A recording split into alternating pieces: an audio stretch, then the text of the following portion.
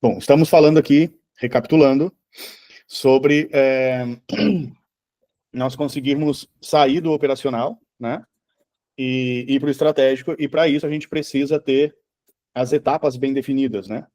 E eu vou mostrar para vocês aqui nesse primeiro momento quais são as etapas que a gente está definindo para cada uma dos setores. Então, os setores, algumas empresas têm setores diferentes, algumas têm os mesmos setores, e as etapas, elas basicamente são as mesmas. E eu falei para vocês aí irem escrevendo isso, né? Então, eu estou aqui ainda na minha parte de processos da área de vendas, tá? Então, uma vez que eu tenho prospecção, eu tenho qualificação. Depois que eu tenho qualificação, eu vou ter a que a gente chama de proposta ou de apresentar solução. Vou botar apresentar, fica mais fácil. Apresentar solução, que seriam as propostas que eu posso oferecer para o meu cliente, né? E depois eu tenho negociação ou fechamento. Vamos botar fechamento, que eu acho que fica mais fácil para a gente entender, tá? Então, a primeira etapa que eu tenho aqui, eu tenho prospecção, qualificação, apresentar a solução e fechamento, ok? Essa é a primeira etapa. Depois, o que eu vou ter? Eu vou ter a próxima etapa que eu quero fazer dentro da minha empresa, que a gente chama de rotinas. O que são as rotinas, né? Para cada etapa que eu tenho dentro dos meus processos, eu preciso ter algumas rotinas. Então, vamos lá, Jeff, continua me ajudando aí, tá? Deixa eu só ampliar isso daqui. É isso que eu quero. Aqui vai ficar melhor.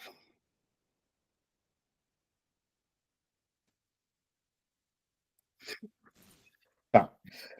O que são as rotinas que a gente tem? Eu tenho o meu processo do meu setor comercial, tá? Dentro desse setor comercial, eu preciso ter as minhas rotinas diárias, rotinas semanais, rotinas mensais. Ô, Jeff, o que você tem hoje de rotina aí dentro da tua organização no setor comercial, dentro do processo comercial? No que é a rotina do dia, ali tipo, a pessoa chega, vai verificar no primeiro momento as mensagens do WhatsApp, o que veio durante a noite de conversas novas, no dia anterior ali. Depois disso, vai fazer, claro, o lançamento dos pedidos, já em cada negociação, tem algumas que estão em negociação, tem outras que já está com o pedido, então faz os fechamentos do dia, e depois tudo isso leva pelo menos amanhã, às vezes passa da manhã até o meio da tarde para resolver tudo isso, e depois que acalmou essa primeira parte, aí volta com os clientes que já estavam com orçamento, tipo de 3 a 4 dias antes. Volta que tu diz é mandar mensagem para ele? Isso, mandar mensagem, tipo, foi passado o orçamento, eu vou pensar, vou ver, e a gente busca eles de volta. Você deixa no downtime ali de pelo menos 2 a 3 dias. 2 a 3 dias. Tá. Então você vai fazer o follow-up desses clientes, tá? Você tem com a tua equipe hoje comercial algum tipo de reunião? A gente faz uma reunião pelo menos mensal. A gente tentou algumas vezes fazer semanal, mas acabou não emplacando nos últimos tempos por não priorizar. Tô com muita coisa para fazer e a reunião vai morrendo na casca. Tá. Então eu colocaria reunião para a gente ver as metas que a gente tem, né? Revisar rapidamente, nada de muito maçante, né? Identificar talvez alguns gargalos. Às vezes pode ser dificuldade, como por exemplo aqui, ela lança o pedido, a pessoa lança o pedido, depois ela vai revisitar os clientes, depois não, atende os clientes do dia anterior, né? E lançar os pedidos chegaram, ver as mensagens, revisitar os clientes, fazer o follow-up. E aí, às vezes, não sobra tempo lá no final do dia que a pessoa vai fazer. Então, identificar alguns gargalos que, de repente, por exemplo, até tempo pode ser um dos gargalos, né? Que talvez, se tiver mais gente ou estratégias, ferramentas, isso vai facilitar, tá? Então, vamos lá. A gente pode dizer que a gente tem que lançar os pedidos, revisitar os clientes. Eu vou botar aqui uma coisinha, um item na frente daquilo que eu acredito que seja importante a gente acrescentar. Então, eu vou reuniões, tá? Follow-up eu já botei aqui em cima, mas eu usaria um follow-up proposital. Vou botar com hífen mesmo. Que é conversar com os clientes, ver como é que está a situação. Atualizar CRM, que são os clientes que precisam ser atendidos, enfim, né? Revisitar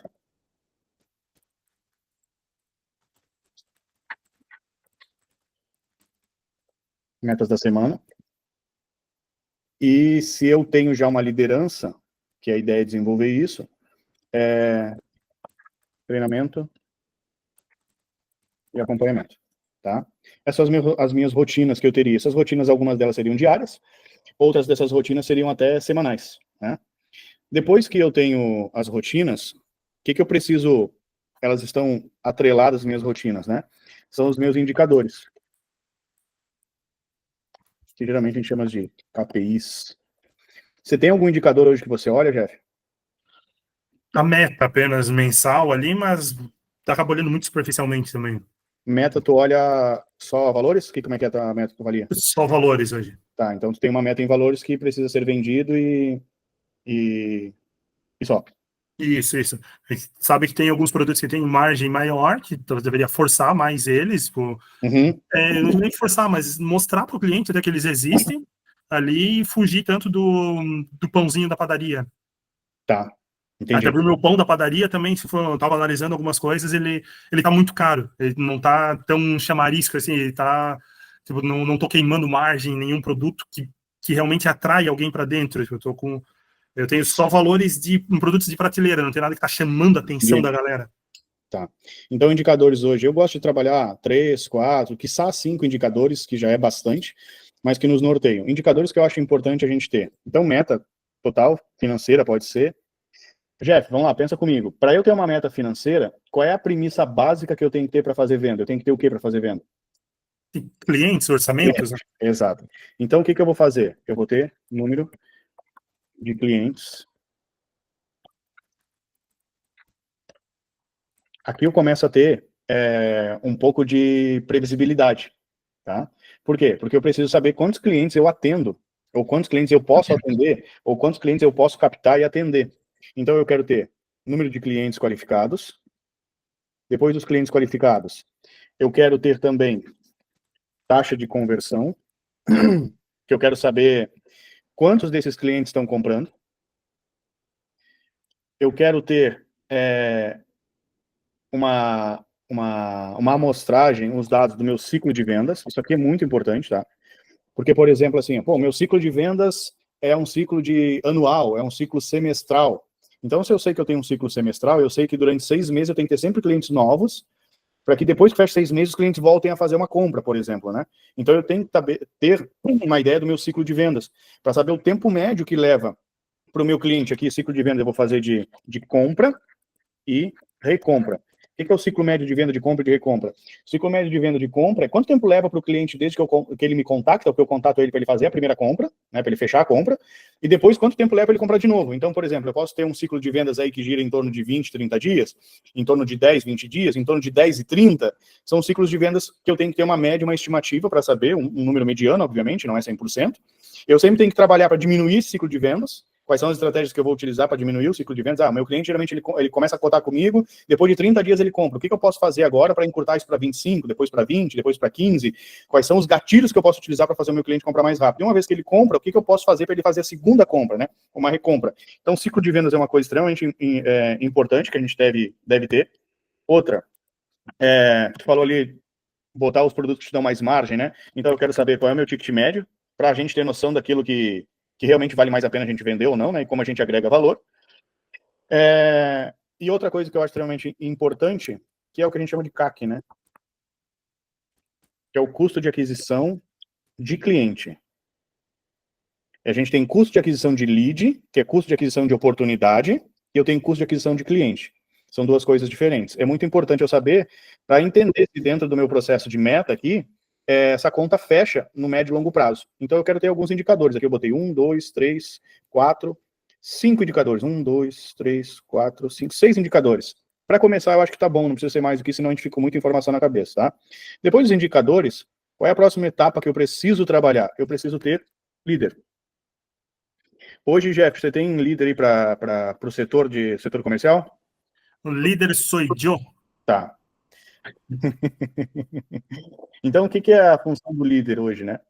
A função do líder, basicamente, vai ser fazer com que porque aquilo que a gente está desenhando aqui seja cumprido, nutrido e funcione, né?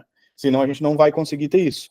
Então, eu preciso ir preparando um líder para ele assumir essas atividades que eu estou fazendo para que eu possa pensar cada vez mais na estratégia. Fala, meu amigo Jonas. Boa noite, pessoal. Boa noite.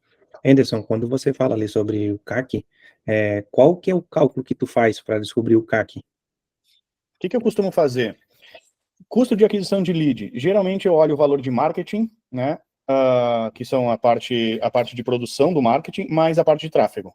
Então, vou olhar quanto custou uma landing page, isso no decorrer do tempo, quantos criativos eu tive que fazer, quanto isso me custou, ou o salário do design, isso eu vou botar no meu custo de lead mensal, né? Mais o tráfego. Vou somar essas duas coisas, vou dividir pelo número de pessoas que eu captei e vou ter o meu custo de lead.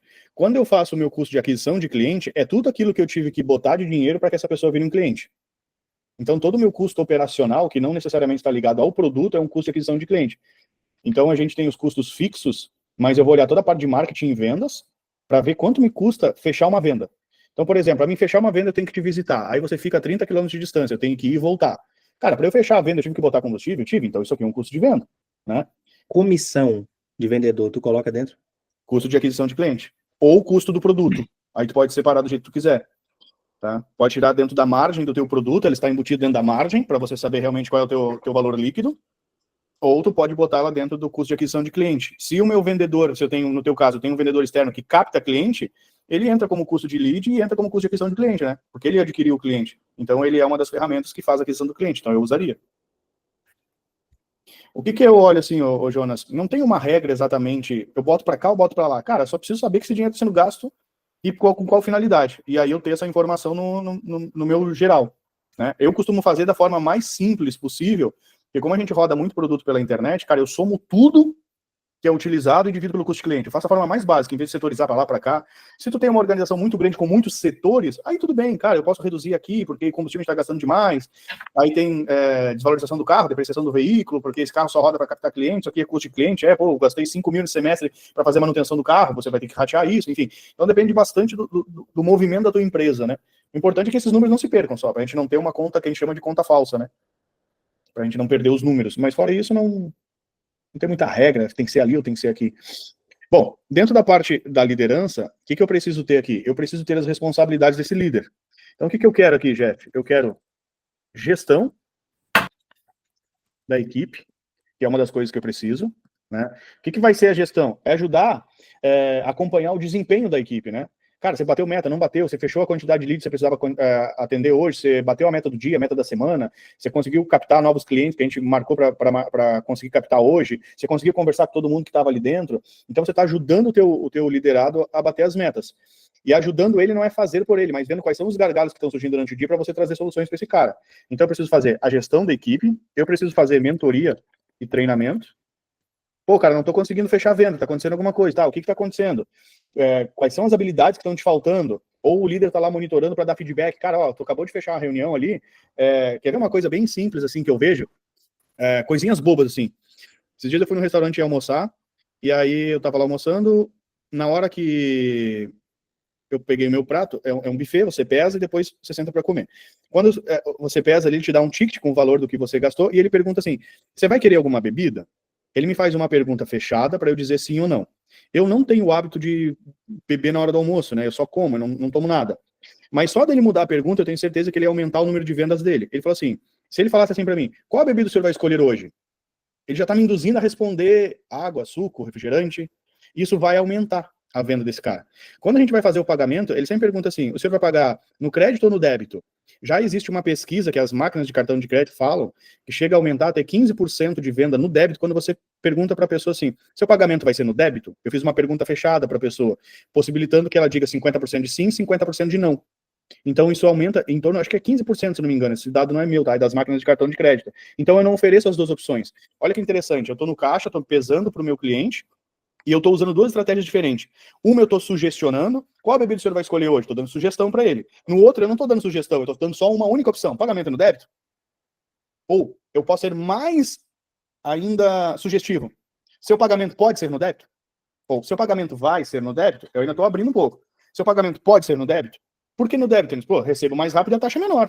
Então eu estou aumentando a minha liquidez no meu caixa com menos tempo e menos custo. Então isso aqui é só, por exemplo, numa ligação que tu está vendo o teu vendedor trabalhar, tu consegue dar esses feedbacks para ele se você tem essas informações.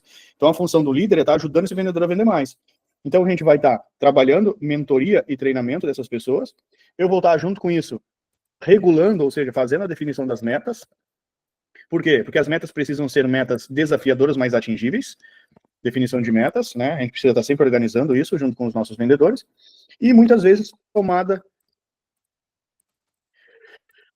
de decisão estratégica. Por que tomada de decisão estratégica? Baseado nos dados que a gente tem, nos resultados que a gente está olhando, a gente vai ajustando algumas táticas para ajudar o nosso vendedor a vender mais. Então, criar upsell, que nem o Jeff falou, o produto aqui do pãozinho quente aqui, mas não estou torrando nada. Então, tem algum produto que eu poderia usar de chamariz ou não? Gente, para aquele tipo de cliente, vamos tentar usar isso daqui. Esse cara vai estar ajudando a criar estratégias para a equipe comercial. E outra coisa muito importante, gerenciar conflitos. Isso daqui é uma das coisas mais valiosas que tem. Por quê? Ou gestão de conflitos, porque isso aqui desafoga nós como líderes ou como dono da empresa pro cara perguntar para você, eu vou de manhã ou vou de tarde? Porra, mano, tu vai parar o meu tempo pra me perguntar esse tipo de coisa, cara? É o tipo de coisa que a minha hora é muito cara para ficar te dando essas informações, então eu não tenho que te dar essas informações. O líder precisa assumir isso, né? Para que eu tenha mais tempo para ficar focando no meu estratégico o tempo todo, ok?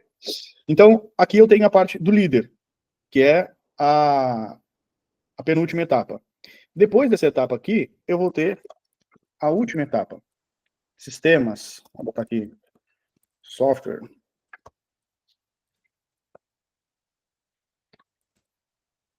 Tecnologia.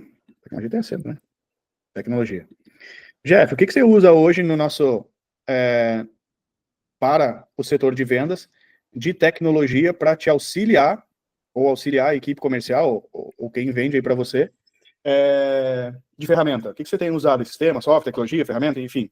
Olha, a ferramenta é um martelo, mais ou menos, de tão pouca ferramenta. A gente utiliza, diz que tem uma ferramenta muito bacana ali, que é SpeedX o nome, mas vendas não está utilizando, não. Eu tenho focado para vendas, eu não tenho nada de gestão. Eu uso o Google Agenda.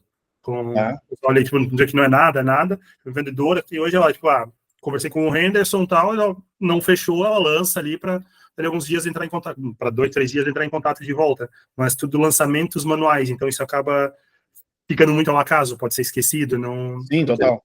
Eu tenho gestão da produção, a partir do momento que fechou o pedido, aí sim, entra tudo no CRM, mas o principal da história, que é a venda, está tudo no WhatsApp. Hoje a gestão é um CRM ou um ERP? Eu tenho um CRM mesmo para... São esses. Todo banco de dados, informações, ele tem um módulo de vendas, mas aí entra aquilo que eu comentei no começo, né? Eu tenho que pagar mais para ter liberado esse módulo de vendas. E na época, quando venderam, eu achei um custo mais alto. Entendi. Tá. Então, o que a gente precisa ter minimamente para que o nosso negócio se torne saudável? No mínimo um CRM, né? Que o objetivo do CRM é relacionamento com o cliente, que o nome é isso, né? Um Customer Relationship Management, que é a ideia você se relacionar com o cliente, fazer follow-up, quando que eu tenho que retornar, o que esse cliente tinha interesse, eu tenho o histórico dele, o que ele compra, por que ele não comprou, ele comprava, agora ele parou de comprar, ele comprava tal produto, ele mudou para tal produto, o que está acontecendo? Então eu tenho informações para eu ter tomada de decisão e não perder esse cliente. Então, a primeira coisa que eu quero ter é um CRM. Se possível, eu quero ter uma ferramenta de automação de marketing, que pode me ajudar bastante na venda, e também isso pode estar no setor de marketing, ok? Mas alguma coisa que eu possa disparar e-mails regulares para as pessoas, né? Que eu possa, de repente, captar novos leads. Tem ferramentas hoje que elas me dão o telefone e o contato só de B2B. Então, eu posso entrar e extrair esses contatos dentro do LinkedIn, a Apollo é uma dessas ferramentas, que obviamente são pagas. Então, eu gostaria de ter automação de marketing, provavelmente além oh, Jesus. Da automação de marketing, eu gostaria de ter de extração,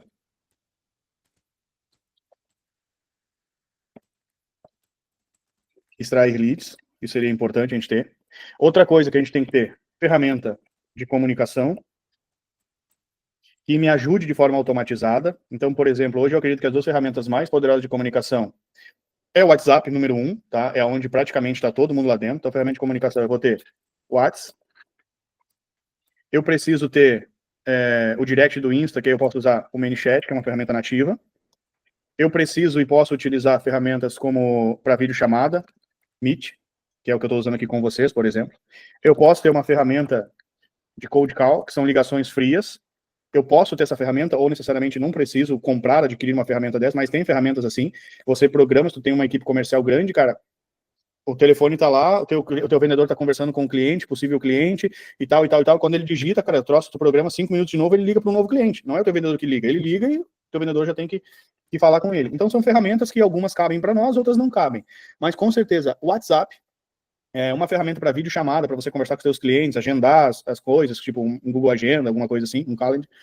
E um ManyChat seria interessante ter, que seria o Instagram, para responder os directs de forma automatizada, ou ter alguém que tenha acesso a isso. É o mínimo, tá? Então, as ferramentas de comunicação são extremamente importantes.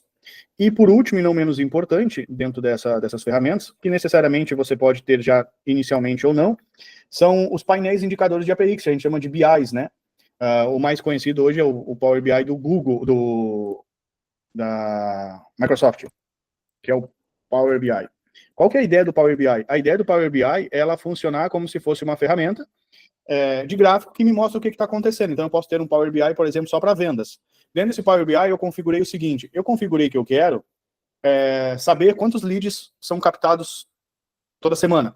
Quantos desses leads vira proposta? Eu envio um orçamento, eu converso, tem possibilidade de venda. Quantos deles fecham? Quantos fazem a segunda compra? Por exemplo, em vez de eu ter que olhar, ô Maria, quantos clientes conversou hoje? Eu falei com 30, deixa eu ver aqui no CRM. Aí tá, 1, 2, 3, nome das pessoas que ela falou.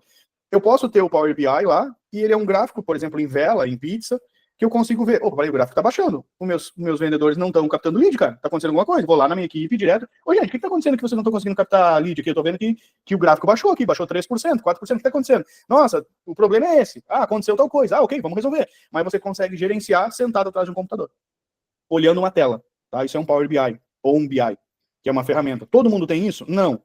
É uma coisa que é para um segundo momento? Sim, eu recomendo que tenha para um segundo momento, mas depois que você possa ter isso, tá?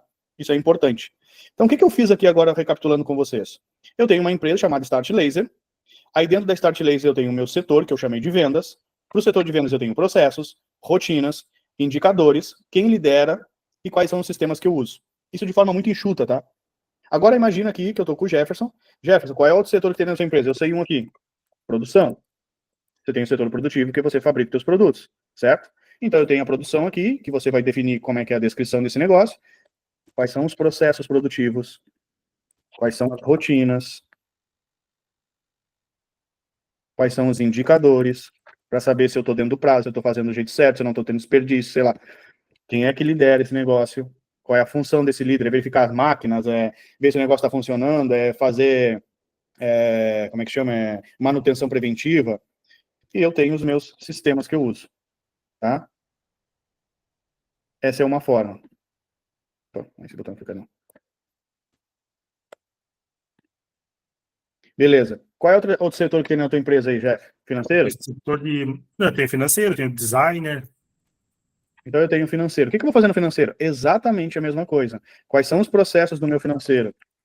Eu tenho contas a receber, contas a pagar, eu tenho que fazer DRE, eu tenho que fazer as cobranças, enfim. Quais são as rotinas do meu financeiro?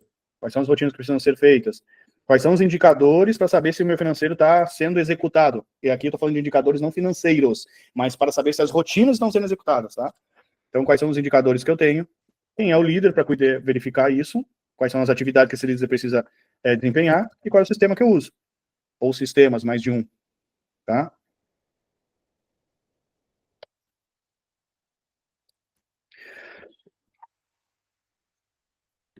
Qual outro setor a gente tem, Jeff?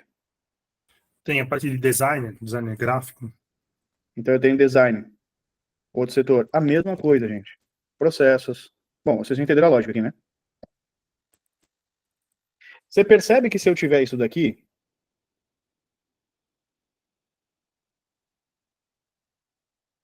num organograma com todas as atividades escritas, que aí eu posso fazer assim, ó.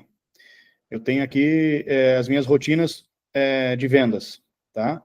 Eu posso vir aqui e abrir um Google, um Word no Google e escrever como é que faz para lançar o pedido. Eu posso escrever como é que faz para revisitar um cliente, quais são as etapas. Eu posso explicar como é que funcionam as nossas reuniões. Eu posso ter o processo de follow-up todo escrito. Eu posso ter todas as atividades do CRM explicando para o meu colaborador. Enfim, eu posso ter tudo isso aí escrito. Você percebe que você, como gestor da sua empresa, como estrategista, tem a sua empresa na tela de um computador e consegue gerir isso, cara?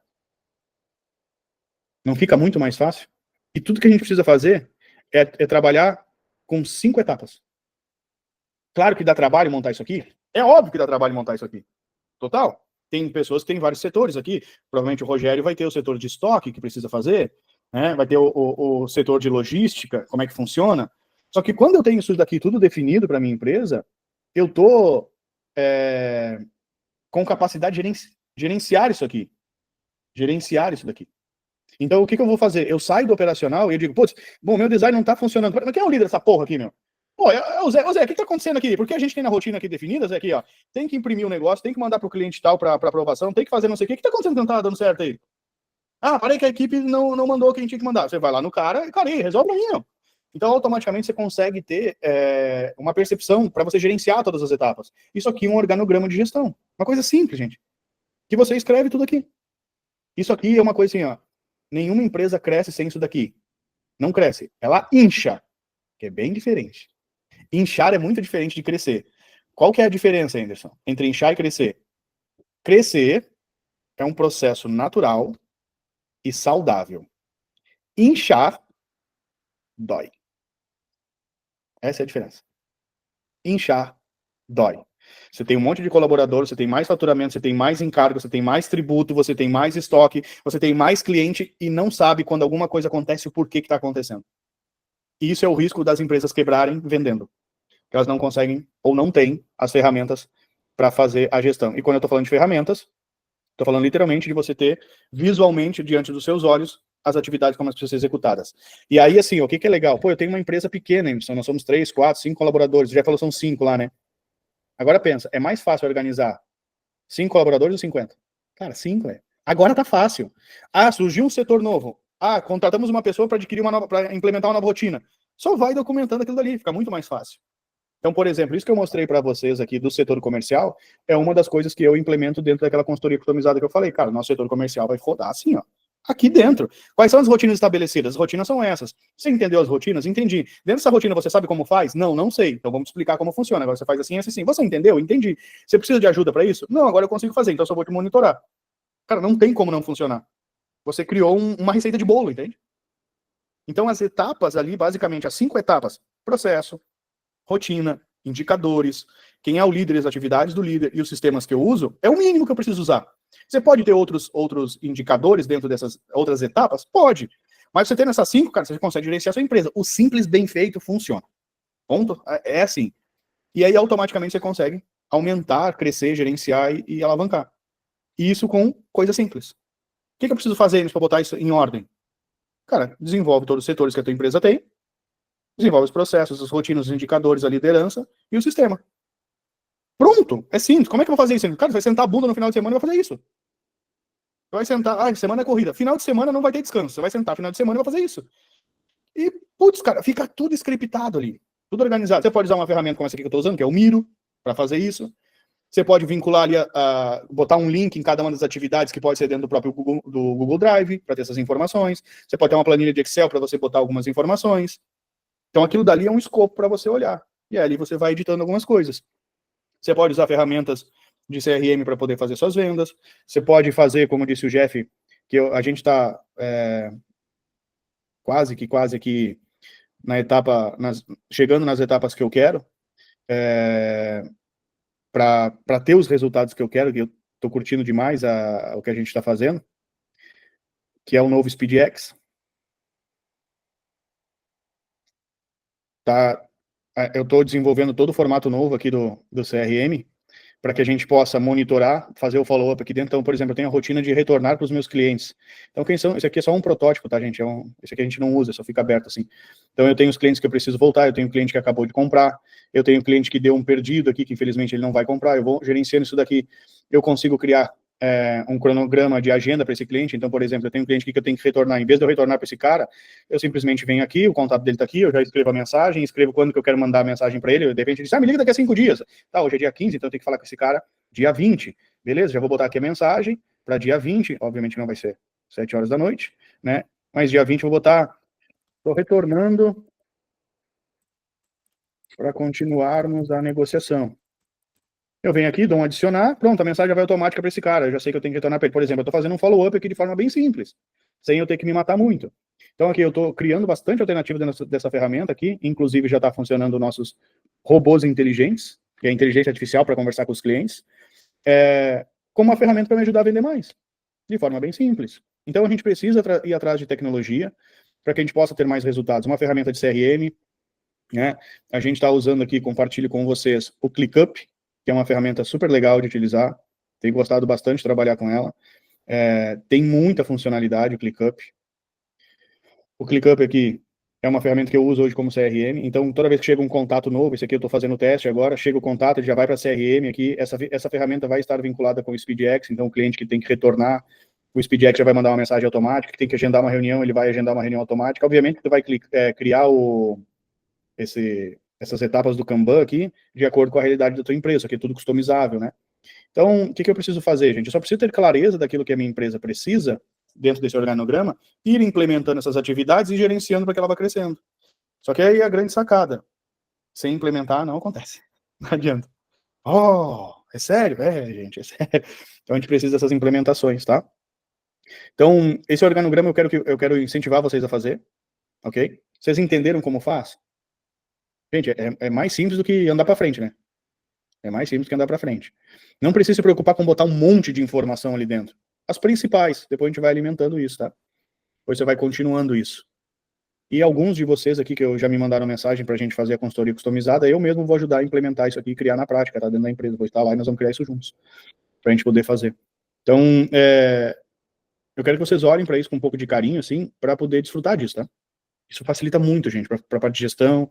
E assim, ó, tudo quando essas coisas, quando estão escritas e apresentadas nesse formato, que a gente chama isso aqui, a gente chama de processos e fluxos, cara, a tua cabeça desafoga, sabe? Não é aquele monte de coisa que tem na cabeça para fazer, que tem que organizar, aí tu fica saturado psicologicamente, tu cansa mentalmente, aí automaticamente tu cansa emocionalmente, tu diz, meu Deus, parece que eu trabalho não sai do lugar. É que tá tudo armazenado na sua cabeça. Só de você tirar e botar ali nas etapas, você olha, cara, às vezes você olha assim, cara, quanta coisa eu fiz hoje, nem tinha me dado conta que eu fiz tudo isso. Que eu gerenciei tudo isso, que eu olhei para tudo isso, porque agora tá tudo, né, na frente dos seus olhos. A gente chama de gestão à vista, o nome disso, tá? É fazer a gestão diante dos nossos olhos. E o contrário, sei lá como é que é o nome, mas é gestão dentro da cabeça, que fica aquele turbilhão de informação. Mas será que o fulano ligou? Oi, aquele cliente que tinha perguntado, fechou? Não fechou? O que aconteceu? Sabe, não tem, fica sempre com as coisas na cabeça, isso cansa. Aí que tu vai pensar em oportunidade, quando? Não dá tempo.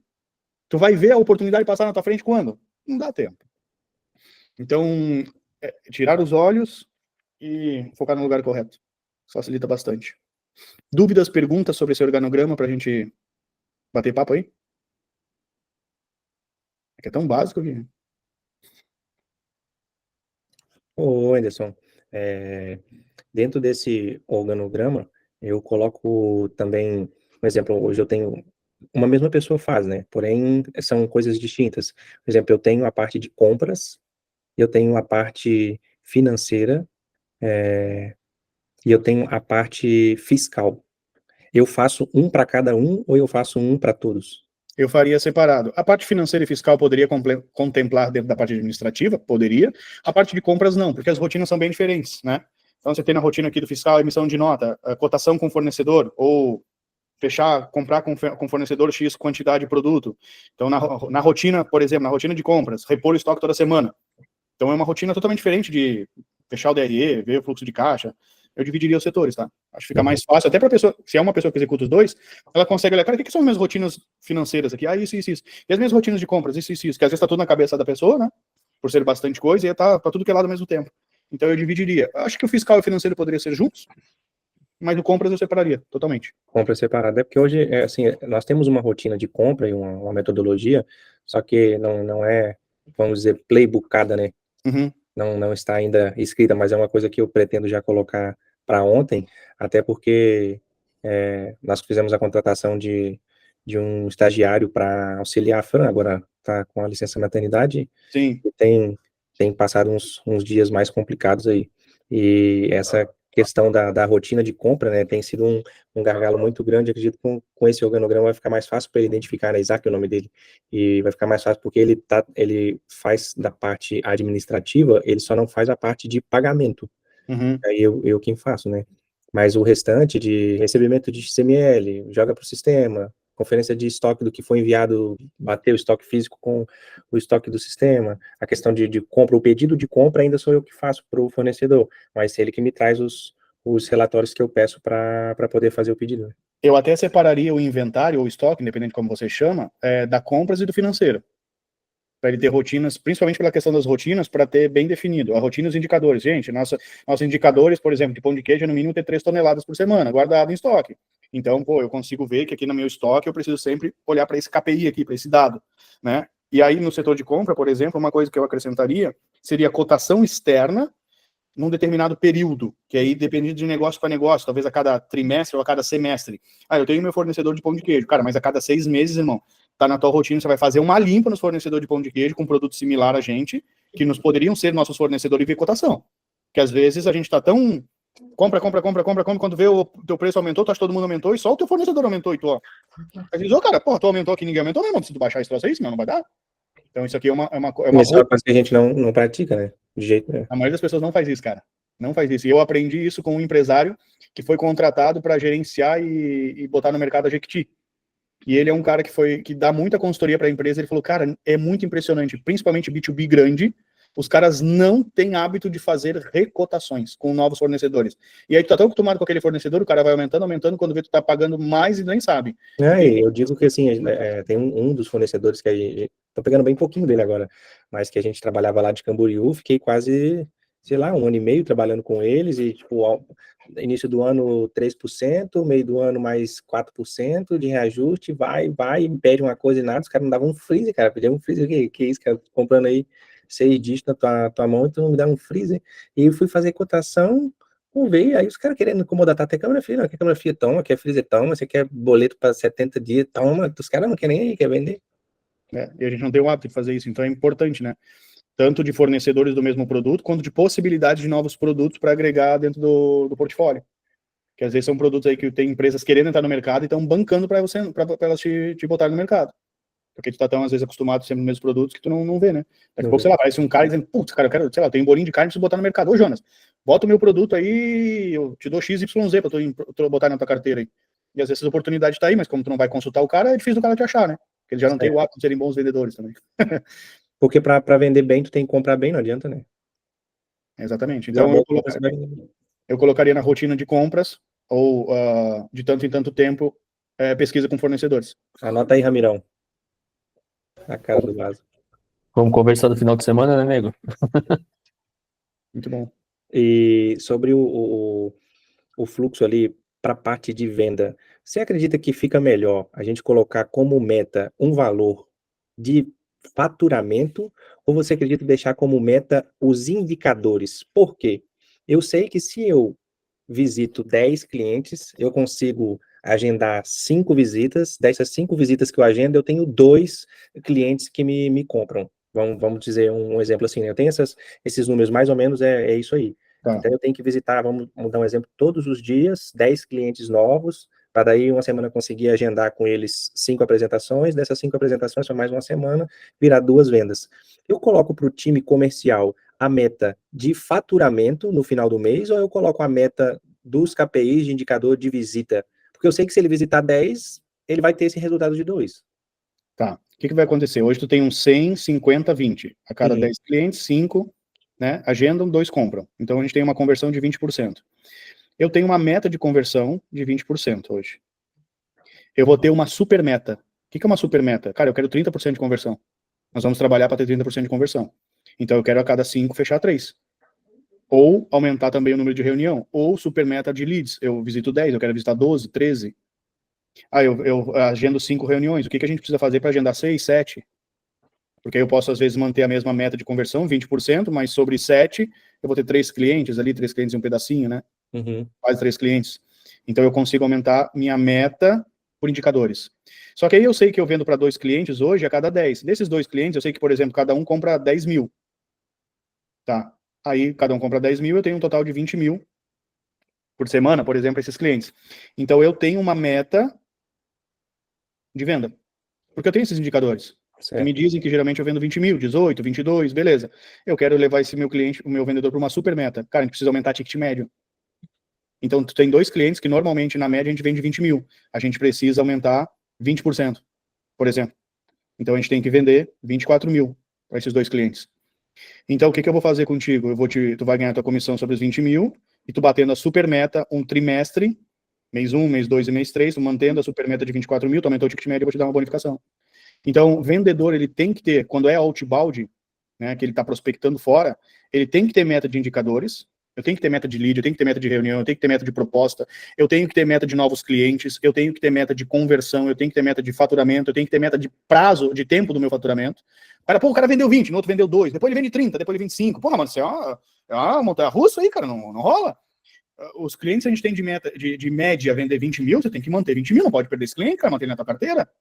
E aí eu vou ter uma meta, por exemplo, eu tenho meta de 20% desse cara de conversão, que dá 20 mil por semana, só que ele atende 10 clientes. Ele fecha 10 clientes a 20 mil, então ele tem uma meta de 200 mil, essa é a meta geral dele. Então, se tu mantém a tua meta geral, tu ganha uma bonificação ou alguma coisa, ou tu não perde o teu emprego, e se tu bate a super meta nos 3 meses seguidos, seriam mais 20% sobre o ticket médio, tu tem uma bonificação. Então, cara, você pode... Eu acho metas legais assim, ó, meta de novos clientes, meta de conversão e meta de valor. Essas 3 metas pra mim é interessante. Porque assim, o cara diz, pô, não tô vendendo, tá, mas quantos clientes? Não, eu falei com 3, mano, é 10, velho. É 10. Não é 3, é 10. Ah, mas não deu tempo. Senta comigo aqui, vamos ver se não dá tempo. Aí, cara, das 8 às 8h15 fez o quê? Pra quem tu ligou? Deixa eu ver. Não, eu fui tomar um café. Das 8h15 às 8h40, às 8h30, tu ligou pra quem? Não, não tem nenhuma ligação. Cara, aqui tu já perdeu 40 minutos, não dá. Agora vamos fazer uma ligação pra um cliente aqui. Quanto tempo levou? Putz, liguei pra 3, 4, 5 até me atender. Quanto tempo tu gastou? Pô, gastei 15 minutos, então dá pra tu ter falado com no mínimo 2 clientes nessa parte da manhã. Então, tu não tá batendo a meta que tu não tá fazendo, cara? Então eu tenho que ter meta de contato, meta de cliente, ou de novos clientes, ou meta de aquisição de novos clientes, ou meta de contato com os clientes na base, alguma coisa assim. Então isso eu acho que é muito importante, tá? Então meta de cliente, meta de faturamento, eu acho que é muito importante. Conforme o negócio começa a crescer, meta de lifetime value. Meu cliente que entra para a base não pode ser perdido. Que é o melhor cliente que eu tenho, que já compra de mim, que gosta de mim, que já comprou várias vezes. Esse cliente só precisa ficar comigo, cara. Eu só preciso dar continuidade para esse cara, né? Então eu teria essas metas, no mínimo 3 metas ali para começar, Jonas. Depois eu posso acrescentar outras. Ô, Anderson, assim, hoje o meu pedido mínimo é R$300. Normalmente, quase sempre, na primeira venda, o cliente pede o mínimo. Tipo, ele foge, às vezes, um ou outro que tipo, já conheceu o nome da empresa ou indicação, mas normalmente é R$300 que eles pedem, faz um mix, né? Porque eu tenho um ticket ali de R$50, o pacote de qualquer produto. Pede 6 de cada e faz um teste, né? Para que esse cliente se torne um cliente bom, vamos dizer assim, né? Ele tenha um desenvolvimento aí dos 10 mil mês, ele precisa comprar um produto específico, que é o pão de queijo. Ele precisa comprar o pão de queijo. O pão de queijo hoje é que faz o volume de vendas aumentar. Porque o pão de queijo, ele triplica as vendas, né? Tu compra semana que vem tu compra 3, daí tu compra 6, compra 9, ele faz assim, depois ele desce um pouco e mantém um platô, né? Só que a barreira de entrada do pão de queijo é muito grande, né? Como que você faria para a introdução desse pão de queijo dentro dessa meta, né? Do LTV, né? Pro teu vendedor? É. Cara, eu acho que não é nem pro vendedor, é como ele comunica isso pro comprador, né? Pro cliente final. Porque o que a gente precisa entender quando a gente vende um produto? Por exemplo, aqui, ó, eu acho que só o David, eu acho que hoje, pelo que eu tô vendo aqui, eu acho que só o David e talvez a Alessandra, alguma coisa, que não vende um produto que o consumidor vai ganhar mais dinheiro com ele. Mas eu acho que todos nós, você vende, por exemplo, você vende pão de queijo, eu revendo pão de queijo e ganho dinheiro. O Jefferson tem os dois movimentos ali, eu acho. Né? O Jefferson tem um movimento que o cara não ganha dinheiro e tem um movimento que o cara ganha dinheiro também, de alguma forma. Então, o que eu preciso fazer? Eu preciso entender que o meu produto não é o produto, mas é o produto para o meu cliente.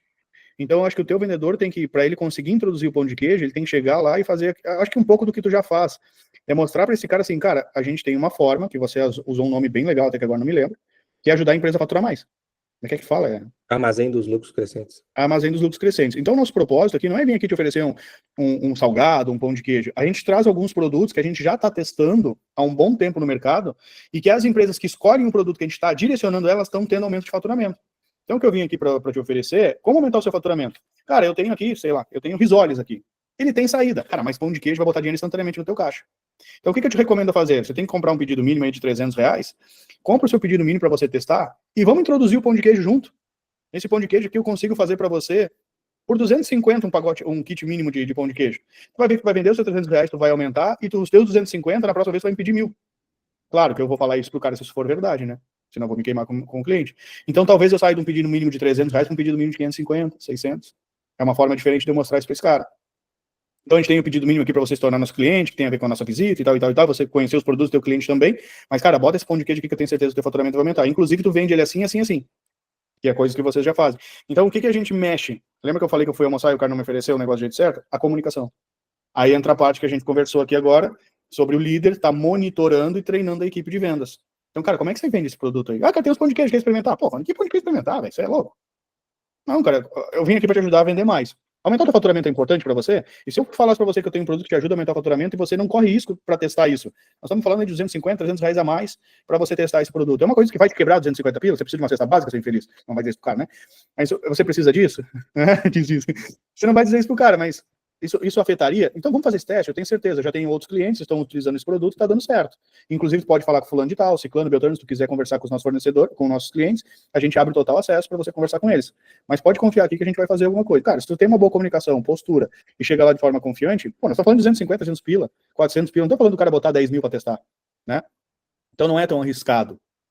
Então, aí eu não sei como é que é o formato que tu vende, se é só à vista, se estudar 15 dias pro cara, sei lá, alguma coisa, não sei como é que funciona também. Ajustar isso de repente, de alguma forma que seja atrativa para esse cara. Pô, te dou 7 dias para pagar, cara. Duvido que 7 dias tu não venda esse negócio. Fizer do jeito certo, assim, assim, assim, me mostrar como é que você fez, eu tenho certeza que vai dar certo. Então, é a forma do teu vendedor comunicar. Então, não é sobre o teu vendedor vender o produto, mas sobre o teu vendedor ajudar o cliente dele a vender o teu produto. Esse pulinho aqui entre eu te vender e eu te ajudar a vender. Por isso que o meu negócio, assim, quando eu falo, até conversando com o Rogério lá, eu estive lá conversando com o Rogério, eu brinquei com o Rogério. Rogério, quanto você já pagou do MindX? Aí, tipo, pô, na verdade eu não paguei nada, né? Porque o faturamento que entrou, se pagou. Isso, pois é, cara, entende? Então eu tô te ajudando a vender mais, eu não tô te vendendo nada, eu tô te dando uma coisa que te ajuda a vender mais.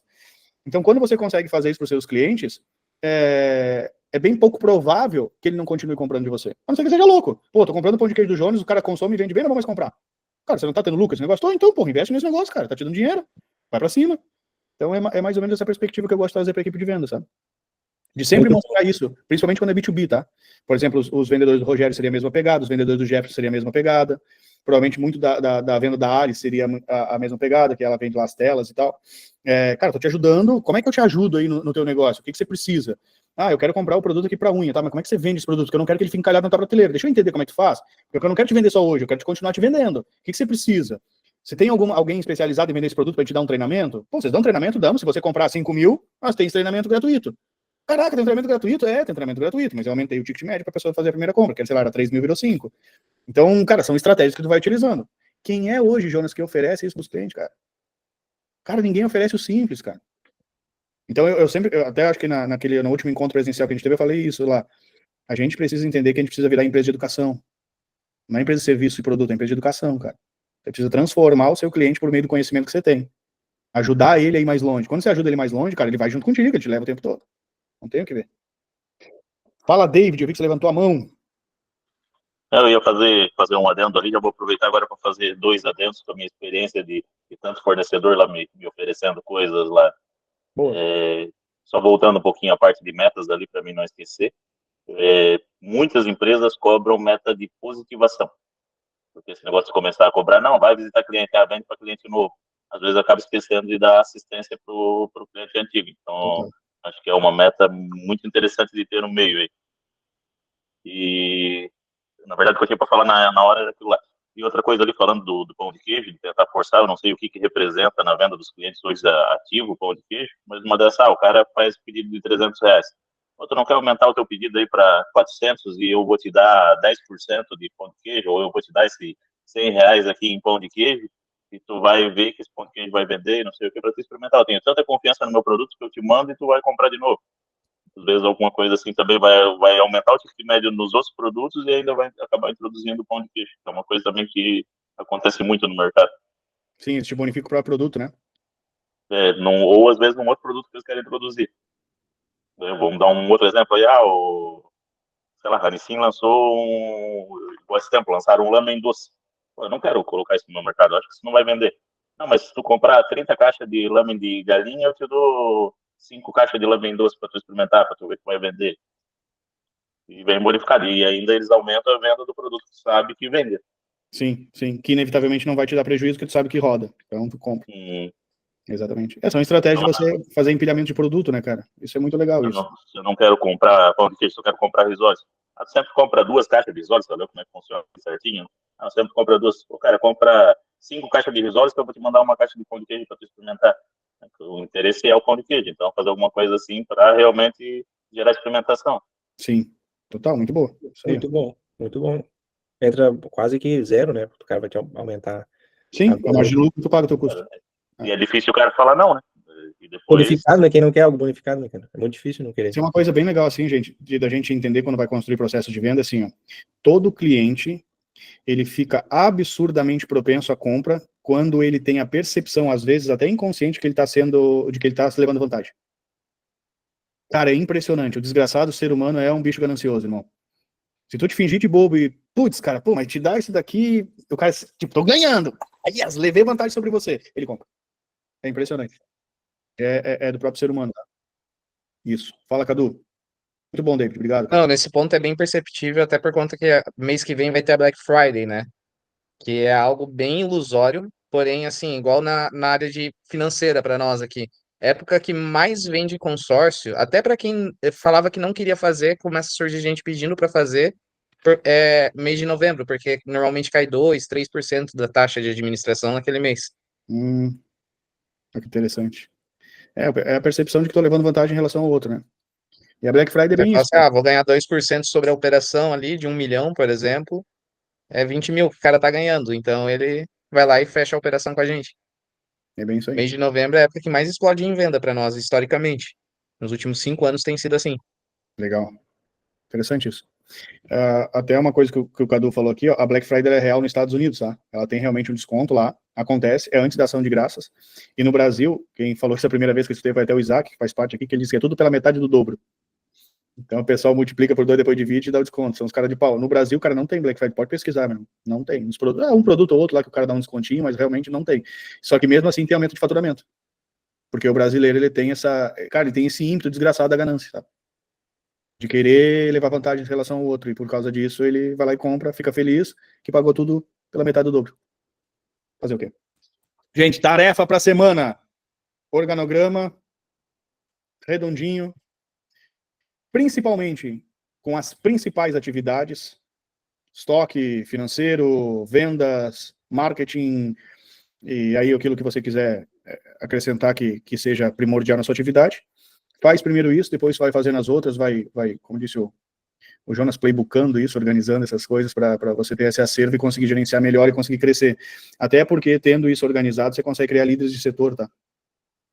Então, facilita a pessoa assumir algumas atividades, porque ela consegue entender quais são as atividades que ela precisa gerenciar. E a diferença entre o operacional e o estratégico é ter alguém no meio, tá? É ter um líder. Se você não tem o líder, o operacional vai lá para você, ô Jonas, é para empilhar a caixa de lado ou de comprido? Porra, mano. Dá um jeito, o jeito que cabe lá dentro, velho. Olha lá e vê como é que fica melhor. Só que isso aí tu levou meia hora para conversar pro cara, para explicar a caixa, não sei o quê. E isso é muito dinheiro, entendeu? É muita grana. Então, eu vou explicar uma coisa para você assim, ó. Você pega o seu faturamento, divide pelo dia trabalhado, divide por quantas horas você trabalha, esse é o seu custo. Esse é o seu custo. Tem empresário que custa 50 mil por hora, cara. Ele não pode parar para fazer coisinhas básicas. Peraí que eu vou olhar aqui tal coisa. Mano, você custa 50 mil por hora, cara. Você é o que faz o negócio rodar. Você que tá no estratégico do negócio, se você não tá no estratégico, é 50... Quem é que na tua empresa ganha 50 mil por hora? Não, ninguém, só você. Então, cara, tu não pode parar 50 mil pra explicar pro cara como é que faz o negócio lá. Tem que ser alguém que ganha 2, que ganha 3, não por hora também. Então, você precisa olhar por essa ótica, tá? Que é a ótica que a gente fala assim, ó. Até quando a gente vai ensinar as pessoas a fazerem compras, a gente explica nesse mesmo formato, tá? Quando você fatura, ou qual é o teu salário? Meu salário é 10 mil. Tá, vamos fazer um cálculo redondo aqui. Quantas horas você trabalha? Eu trabalho 100 horas. Então tá, então você ganha 10 reais por hora. Você vai comprar um celular. Vou comprar um celular. Quanto custa o celular? Custa 10 mil. Então tu tá disposto a abrir mão de 100 horas para ter um celular? O cara diz, porra, vou ter que trabalhar 100 horas pelo celular. Caraca, mano, trabalho 100 horas para ter um celular. 100 horas, velho. Um mês inteiro, 2 meses. Tem gente que trabalha 3 meses para comprar um iPhone novo. Ela não se dá conta que ela tá trocando tempo pelo produto. Porque tempo é o que vai trazer para você remuneração. Principalmente para o colaborador assalariado. A gente não trabalha por hora necessariamente, trabalha por faturamento, por resultado. Então, só que quanto mais horas eu estou investindo de forma estratégica no meu negócio, mais resultado eu tenho. Então, eu olho também por essa ótica. Tem coisas que as pessoas dizem pra mim, pô, mas isso aqui é caro. Eu digo, caro? Pô, mas eu fiz isso aqui em 30 minutos, cara. Não é caro. Só que as pessoas não conseguem se dar conta disso. Então, quanto eu faturo na hora, por hora? Ah, eu faturo por hora tanto. Então, tá, então eu vou fazer lá um treinamento para pagar 15 mil, que nem o Jefferson foi lá. Era 15 mil lá 2 dias. É caro ou é barato? Depende. O conhecimento é extremamente importante. Ele veio de lá com um monte de insight. Tá, e 15 mil, você leva quanto tempo pra fazer 15 mil? Cara, se você leva um mês, é caro. Você tem que trabalhar 30 dias para isso, é muito caro. Agora, talvez você faz 15 mil por hora. Cara, quanto você gastou? Gastei uma hora. Não é caro. Então depende da sua capacidade produtiva. Por isso você precisa estar na estratégia, porque o dinheiro vem da estratégia, não vem da operacional. Então, são essas. O Jefferson deve ter percebido bastante lá na forma que as pessoas falam. Né, do jeito que eles falam. Eles não falam do jeito que eu estou falando aqui, minuciosamente, mas os caras estão falando de como eles conectam o negócio para criar múltiplos. E é isso que faz boom na tua cabeça, assim, caraca, eu preciso criar múltiplos. E múltiplos é estratégico. Né? Mais com mais é vezes. Nunca é mais com mais, é só uma soma. 2 mais 2 é 6. 2 mais 2 não é 4. Por quê? Porque se eu pego a minha inteligência do meu negócio, eu aplico a inteligência do meu negócio sobre o armazém Colom, eu aumento o faturamento dele. Então a gente não está somando, a gente está multiplicando. É isso que as pessoas não se dão conta. Que é o que esses caras vivem fazendo. Eles vivem se conectando em novos negócios para gerar múltiplos. Então isso é uma das coisas assim, como é que eu faço isso? Quando eu começo a sair do operacional e para o estratégico. Aí eu consigo gerar múltiplos. Múltiplas fontes de renda, múltiplas rendas dentro da própria renda, que a gente chama de motor 2, de novos canais de serviço, camadas de serviço. Comercial 1, comercial 2, motor 2 são novos propulsores dentro da empresa. Então tem um monte de empresa que trabalha com motor 1 ainda, que se não vende a linha principal, ela trava. Cara, você não pode ter isso. A linha principal, você tem que ter outras coisas. Então a gente vai criando essas camadas de serviço. Aí quando tu vê, tu consegue mensurar dinheiro por hora e as coisas ficam muito baratas, não são caras. Então o dinheiro ele é muito relativo, tá? Não é um valor absoluto. Gente, dúvida sobre o organograma? Ficou fácil de entender do jeito que eu expliquei? Não, eu tentei simplificar e fazer de um jeito bem simplesinho mesmo e que seja funcional. Que sirva, inclusive, para pequenas, médias, e aquilo serve até para grandes empresas, tá? E dá para todos nós usarmos ali. Combinados? Então tá. Bora jantar, né? Deixar o Jonas descansar, que ele tem um neném que não vai dormir de noite. Acordar ele de hora em hora. E uma vez para cada um, agora é a vez dele, ele que lute, né? A minha já passou. Então, gente, uma boa noite para vocês. Um bom descanso. Papai do Céu abençoe. E até a próxima. Boa noite, Beijo. bom descanso.